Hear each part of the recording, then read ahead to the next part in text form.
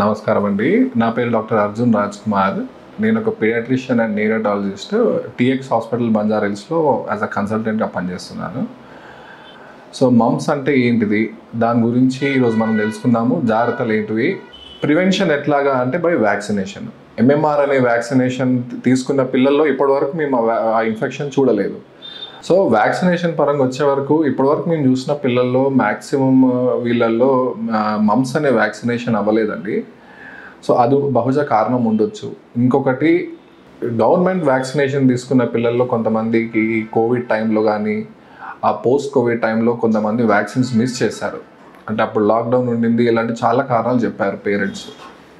So అందువలన కూడా ఇలాంటిది ఒకటి రియాక్టివేషన్ అనేది ఉంటుంది. ఆల్మోస్ట్ 3 to 4 years స్పాన్ టైంలో ఇలాంటి రియాక్టివేషన్ మనం ఎప్పటికప్పుడు చూస్తూనే ఉంటాం.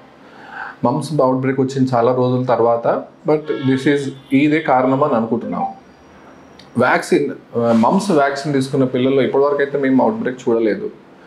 సో అట్లా కోరిలేట్ చేసుకుంటున్నాము. Vaccine is one way that you can prevent measles, mumps and rubella. So ఇప్పుడు మనకు అవుట్ బ్రేక్ మమ్స్. సో ఖచ్చితంగా మీరు టైంకి మీ వ్యాక్సినేషన్, మీ పిల్లల వ్యాక్సినేషన్ చార్ట్ ప్రకారం టైంకి వ్యాక్సినేషన్ తీసుకోవాలి. తీసుకున్న పిల్లల్లో ఇలాంటి కొన్ని మనం తొలగించుకోవచ్చు. కాంప్లికేషన్స్ ఏముంటాయి ఈ మమ్స్ వైరస్ తోటి? ఒకటేమో జ్వరము, వాపు, నీరసము, కొంతమంది పిల్లల్లో కడుపు నొప్పి, వామిటింగు, ఇలాంటి ప్రాబ్లమ్స్ చూస్తాము. కొన్ని లేట్ కాంప్లికేషన్స్ కొన్ని ఉంటాయి. అది మీకు ఏమైనా డౌట్ ఉన్నప్పుడు మీరు డాక్టర్ దగ్గరికి వెళ్ళి దాన్ని పరిశీలించుకోవచ్చు. సో కంగారు పడాల్సిన ఏమీ ఉండదు. అట్లా ఉంటే కనుక మీకు డౌట్ అనిపిస్తే మీ దగ్గరకున్న డాక్టర్ని వెళ్ళి కలవచ్చు.